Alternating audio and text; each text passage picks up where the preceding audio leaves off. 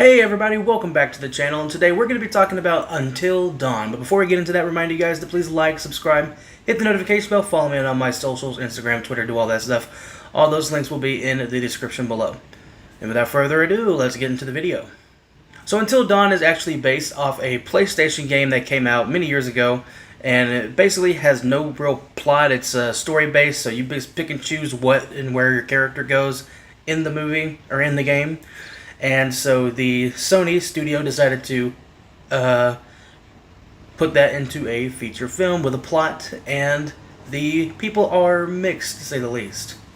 I will be honest though, I have never actually played the game. I don't have a PlayStation or Xbox or anything like that, so I never played the game before, so I had just kind of went into this blind.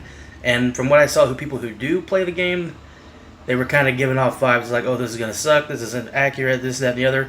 And so I really didn't have no expectations going to this other than it was probably not going to be as accurate as they hoped. So basically I went into this blind, and from what I can gather from watching the movie, I think, to me, it's actually kind of fun.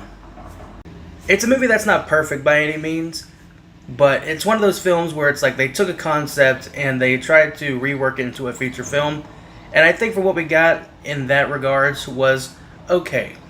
You have a cast of characters, a group of friends that go to find their sister who kind of went missing, and they're trying to find her. They go to the last location she went to before she disappeared. And after talking to the local gas station attendant, who's played by Peter Stormare, who was actually in the game, they go to this little house. They go to this little house through a big storm. It's actually kind of cool because they go through the storm and it's just raining and pouring, and then they go into this parking lot for this welcome center is what it says, and it stops, but the rain is still right there in the end of the road. So that was kind of cool. So they go into this house and they start looking around, and they start noticing some weird things, like a ledger book that has all the names of the people in there, as well as one of our main leads, her sister's name. They also find a wall that has a bunch of people's pictures on it that also says they went missing, but it doesn't have any information on there, and it's just kind of a weird coincidence that all these missing people came to this location. It gets late, and like I said, a bunch of weird things start happening, and they get a lot of these characters get picked off one by one by this mass killer and a bunch of these other supernatural creatures. They all get picked off one by one, and slowly they all die, and then it switches back to earlier that day, and they have to do it over and over again. And that goes on throughout the movie. Like I said, I'm not sure how the game played out, but I think it's kind of similar in a way, maybe. I don't know if you're a fan or you played the game, let me know in the comments below. But from what I can gather, it's a very different approach from the source material. Judging it on a movie by itself, I think it's kind of an interesting concept. It's like Groundhog's Day, Happy Death Day type of thing. And, you have these supernatural elements. Well, you have the supernatural element on its own, that it's just able to turn back time, and these people are alive. But the longer they're alive, the longer they go through all this trouble. Like, they got, teeth growing in, and they start getting weird things on their body, and they go through a very awful transformation physically. The cast that we got, I don't know how many of these actors, aside from Peter Stormare, because he's been doing it for a long time, but I don't know, but this young cast of actors, they were okay. They're very, modern age, type, stereotypes, I guess. In a way, none of them are very likable. Even our main lead that we're supposed to like, she's trying to find her sister and everything. She's even at times not likable. And there's other certain characters who, when they were saying stuff, like they would get in a situation and one character would say something, they start going off, and it's just like, shut up. It's like you wanted them to get killed, but in a way you want them to survive. Or at least you want our main lead to survive. But I think, for, like I said, the type of characters they're trying to do, I think it's fine. They're passable. I just wish they were written a little bit better and a little bit more likable. Or at least our main lead was more likable, and then the other cast of characters, they could die and it wouldn't matter.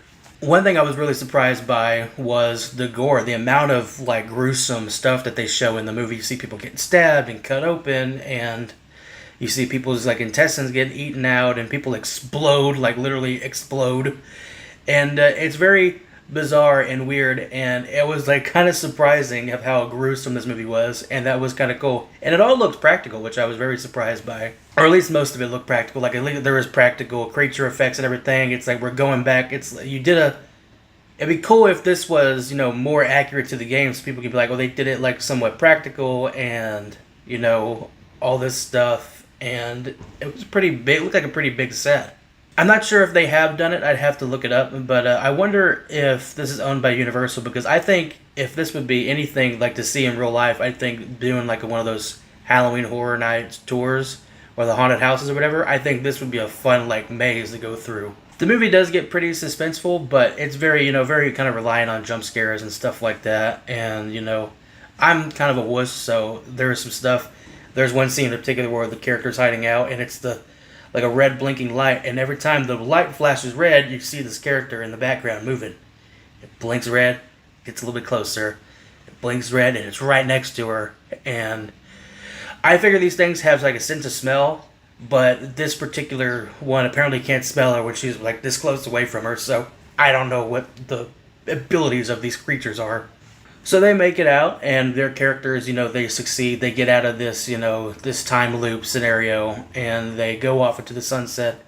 And at the very end of the movie, you see a TV screen, and it has what looks like, from what I could tell from people saying, it looks like it's actually at the beginning of the game. Probably the main characters of the original source material. And so they kind of did this movie as a test to see if we could do this with the actual plot of the game.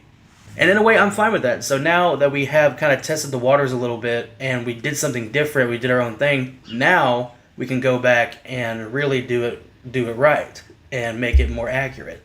I don't know if this will get a sequel, but I guess I'd be open to it.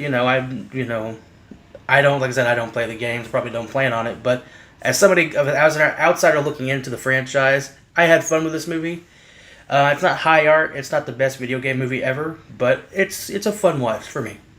What do you guys think? Did you play the game? Do you like the games? Is this fun? Did you not like it? Did you like it? Let me know what your thoughts are in the comments below. And with that being said, thank you for watching, and I'll see you in the next one.